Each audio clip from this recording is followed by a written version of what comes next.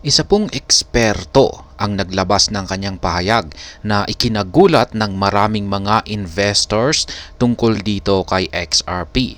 Sapagkat ayon po sa kanya, mas magiging malaki daw po ang pwede nating kitain dito kay XRP kung ikukumpara natin ito sa mga stocks na Amazon, Apple at Netflix. Ang mga kumpanyang nabanggit ay hindi po basta-basta ang mga ito at kilala po sila sa buong mundo. Pero gayon pa man ay mas malaki daw ang potensyal na maibibigay ni XRP sa mga investors. Bago po tayo magpatuloy ay nais ko lamang po munang bigyang linaw ang aking disclaimer kung saan ang nilalaman po ng video na ito ay hindi po ito isang financial advice. For education and information purposes lamang po ang layunin nito. Nais ko na rin pong magbigay babala na wala pong kahit anumang group chat ang Pinoy Crypto Trader. Ang crypto expert po na naglabas ng kanyang pahayag na mahihigitan daw po ni XRP ang mga kilalang stocks ng Apple, Amazon at Netflix ay si Panos Mekras. Ang naging basihan po ni Panos Mekras sa kanyang pahayag na ito ay mula sa pahayag naman ng isang kilalang stock investor na si Brian Feroldi. Sinabi po ni Brian Feroldi sa kanyang tweet na meron pa daw pag-asa ang mga latecomers na kumita ng malaki sa stock market.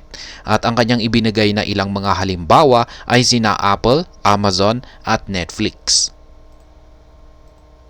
Sabi niya mismo sa kanyang tweet, kapag bumili ka daw ng stock ni Apple 5 years ago bago na ilabas ang iPhone, ngayon ay kumita ka ng malaking halaga.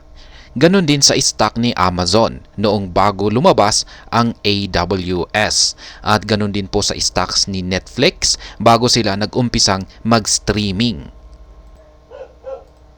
Dahil sa mga halimbawang ito ni Brian Feroldi, dito niya sinabing, "You can be late and still win big." And still win big.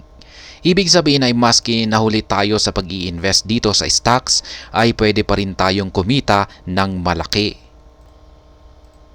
Sang-ayon naman po ang crypto expert na si Panos Mekras sa mga pahayag ni Brian Feroldi.